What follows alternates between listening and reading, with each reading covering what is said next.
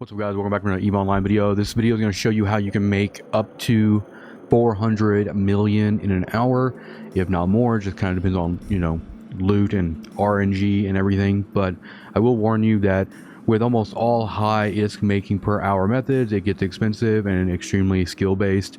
So yeah, you probably have already guessed it.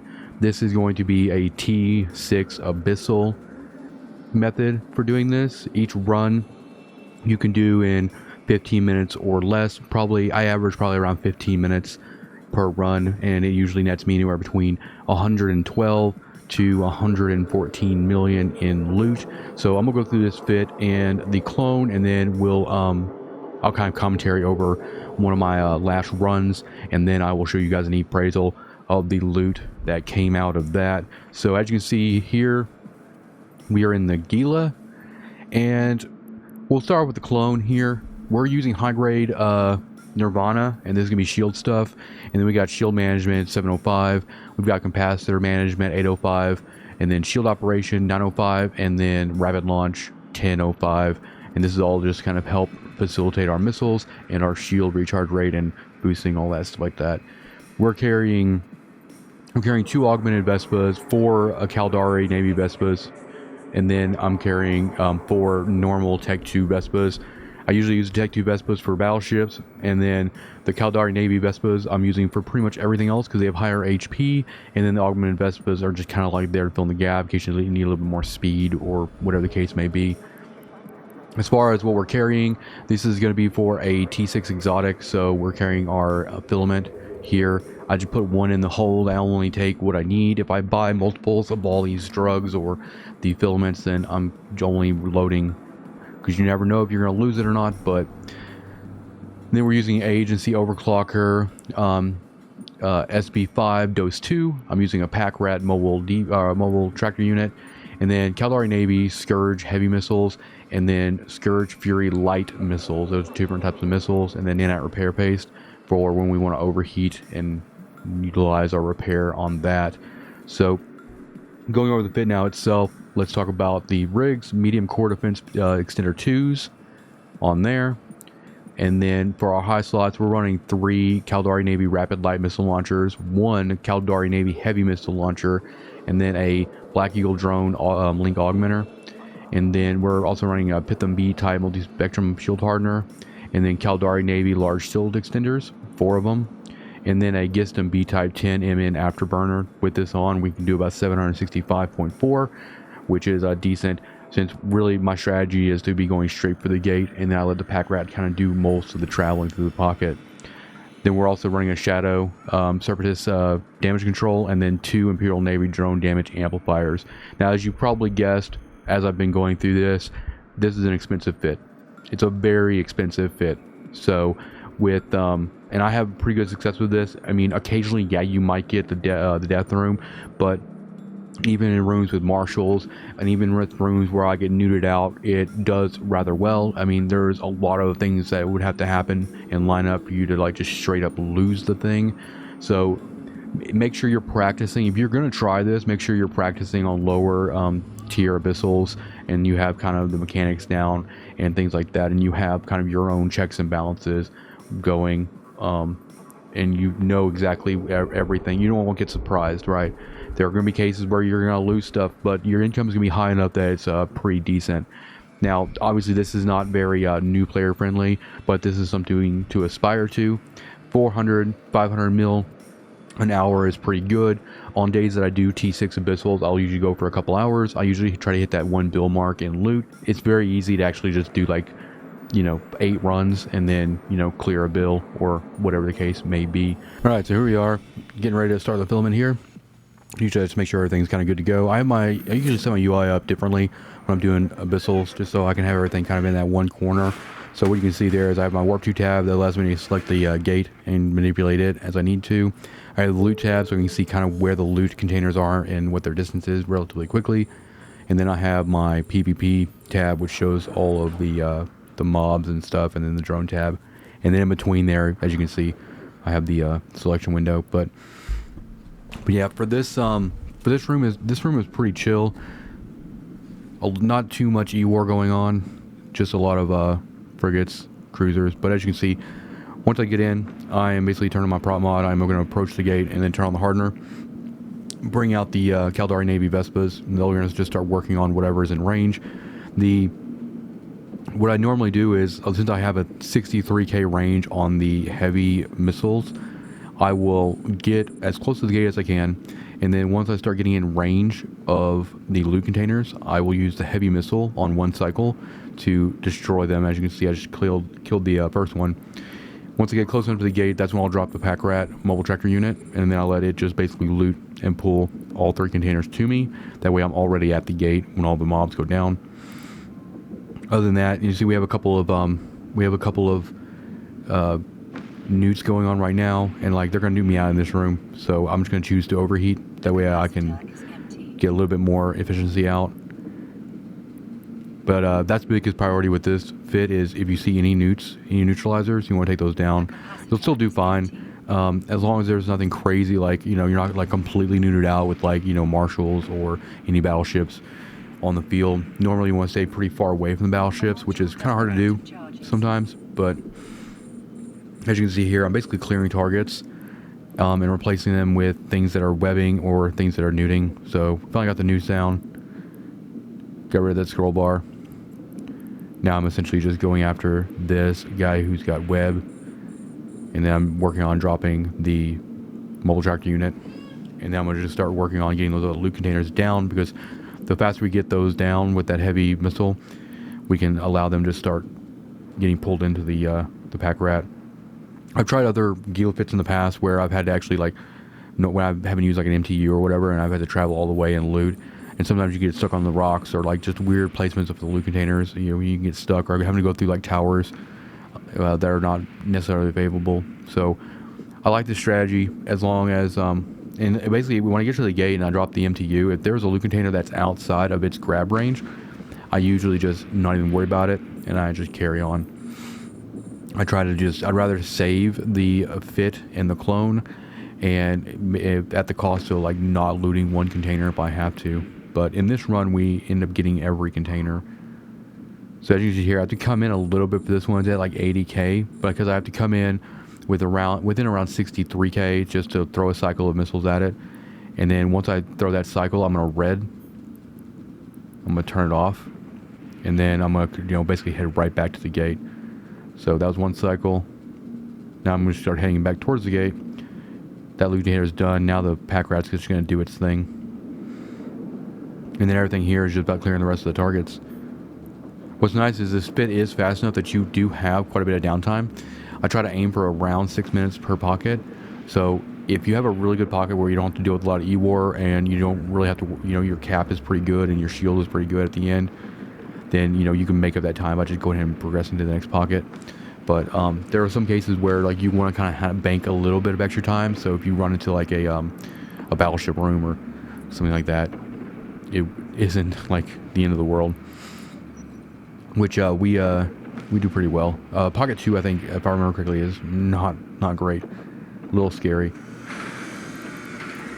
As you can see here, we've got everything down. We're still waiting for one loot box to come in. It's like 23 kilometers away, and really what my goal here is just finish reloads, let the cap recharge a little bit, let the passive tank get the shield get recharged a little bit more, and then we're gonna go and start repairing with our nanite repair paste, just so if we have to overheat in the next pocket we can. That's the rest of the loot, and then we're just gonna scoop up that mobile tractor unit, and then I'm just gonna approach that gate and get those drones in. Easy day. This one was actually I thought I was gonna run out of time on this one, but ended up third pocket was actually pretty chill. It looks chaotic. Like, wait till we get to third pocket, you're gonna be like, crazy. But I'll explain kind of like my mentality going into. It's easy to get overwhelmed if you're like not used to doing abyssals, but for all you guys watching that have done abyssals before, third pocket, you're gonna be like, yeah, just it's kind of how it goes. Alright, so here we go. Pocket 2. No big deal. So, we warp in, and then what we're going to do is we're just going to immediately select the gate, and we're going to move. We got some battleships on field, and they are marshals. So what we're doing is we're just looking at, we got a lot of E-War here. We got target painters going on. We got neutralizers going on. We're going to get the drones out. We have 4 loot containers as well. So really I'm just going to start like trying to stack up on these battleships as much as I can. Essentially I'm going to try to get the marshals down, and then I'm going to try to get the frigates down after that, and then just kind of, by that point we'll be close enough that I can start worrying about the loot boxes and things like that. Which, I'm getting nude, painted, webbed, all good things. There we go. First one is down. And now we're just going to be going for the second one, and then we'll be just cleaning up normal targets as usual.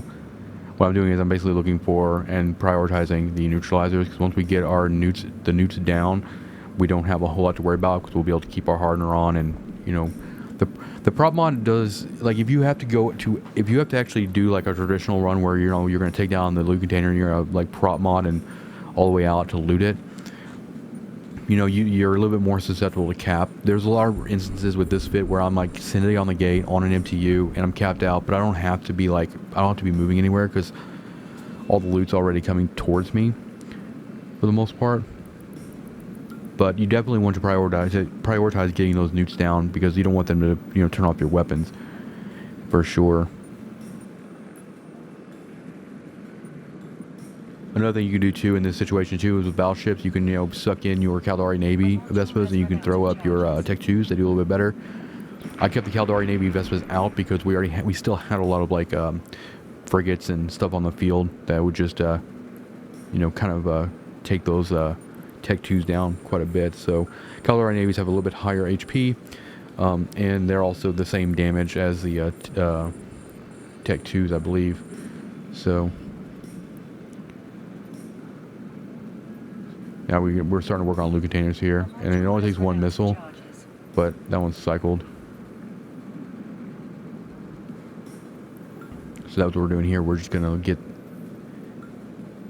I think I'm actually working on, I'm just kind of like trying to get some of these guys out of the way, because we have plenty of time at this point. We're not even at the halfway mark, so having the battleships down, I was feeling pretty good. Like, we're gonna have quite a bit of time to kind of like, we've given ourselves enough padding, so to speak, that we can kind of do a little bit of admin at the end of this pocket. So I haven't dropped the MTU yet, so what I'm doing is I'm going to approach the gate and I'm going to put it right next to it. So if I do end up running out of time, which is highly unlikely because I've only got like 3 targets left, but I do have a battleship left on the field, my goal is just to get it as close as I can so all the loot can come into me, and then we can just we're already in range to basically take the acceleration or take the gate once we've got everything scooped up. Got everything on the battleship. We got that last missile going to that last loot container, and then just everything else on that enforcer, and it's down. And that will cue the unlock. And as you can see here, we're going to be waiting for a while, so I'm actually going to jump cut back to when we're going to jump to this gate. We waited a little bit just to get all the loot, and we scooped everything, but we still have like, I want to say 10 minutes to do this last pocket, which is pretty chill. We got 2 loot containers in this last pocket. Now the thing with these cruisers is they all these little like drones that they've got essentially. I ignore them, and you should probably ignore them yourself too, because like they can just be a big like DPS sink. Because as long as you kill all the frigates, the cruisers, everything, like you can leave all those drones on the field and the gate will still open. You'll still finish. So what I'm doing is like, I'm going to be basically just focusing on the actual ships. And as you can see, it's like chaotic as heck. So I'm getting webbed, I'm getting scrammed, weapon disrupted, target painted, all the things. But it's not too bad. I'm just gonna like burn. Like, what takes me a long time to get to the gate in this pocket is just the fact that I'm getting webbed, and like I'm slowed to like a crawl essentially. So that's really kind of what the issue is for that. It looks chaotic as heck, but don't let it overwhelm you if you ever get something that looks like this. And then I usually run with target back on just so it helps me save a little bit of time while I'm targeting stuff in Abyssals. The downside of that is rooms like this, these drones will actually kind of clutter up your target. So, you know, if you hold down Control and Shift and then click on them, it'll deselect them as targets. It'll unlock them. You'll see me do that in this pocket. And so what I'm trying to do here is I'm trying to like make sure that I only have non-drones up. And then once I get close enough, which I'm pretty much close to right now, but I'm basically trying to just manage some of the E-War at this point. And I'm not close enough to the gate that I want to drop the pack rat yet. I almost always try to drop the pack rat and mess with loot after I'm really close, at least within 10k of the gate. And in most loot cases are going to be in range of the pull of the tractor for the MTU when you're that close to the gate. So as you see here, still got a web on me, but I'm going to start doing 1 cycles on all these loot boxes, and then all the light missiles I'm just kind of like, they're on a reload. That's the only thing that sucks about the Gila is like the reload cycle is a long it's a long time. So you gotta kind of like time, you know, you're kind of wanting like good timing when it comes to like target picking, and you don't want to be stuck, you know, reloading. And also the other thing I'll note about the shroom too is like make sure you macro manage your drones, because your drones will try to go and like fight these other drones, which is just a DPS sink. So like right here, all these drones just got like targeted back for me. So what I'm doing is I'm just gonna like clear them all by holding down Control and Shift, clear those up, and then I'm gonna manual grab the rest of the ships here, and then I'm gonna make sure that my drones are actually fighting non-drones. Pack rat's down. Now all we're doing is waiting. We've already got one of the loot containers in the pack rat. The other one's about 40k away.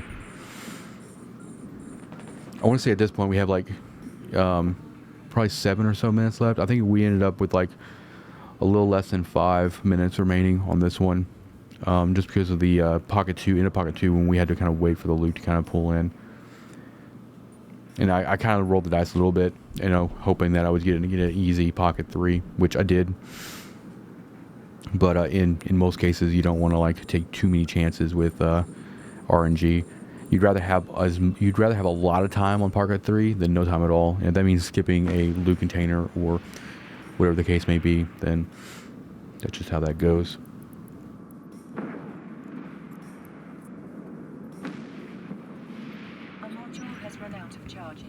All right, so we got the last 3 going here. And what's nice is it timed out pretty good. So we're close enough to the gate. We've got all the loot. Now we got everything, like we got a reload cycle too. So we're gonna get everything going here. Just scoop the MTU. We don't really care about those drones. And we're just gonna like basically approach to the gate. We're gonna get really stupid close to the gate. Once we know this reload, we're gonna basically put all launchers on these cruisers. That's cleared the targets just to like make things a little bit less chaotic.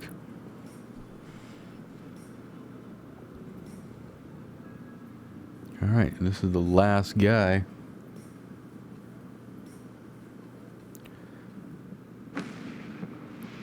What I'm going to do is I'm going to hold down Q and I'm going to just manual move all the way in, because if you try to like approach it, it actually puts you out, like, you know, I want to be like inside the thing, ready to go.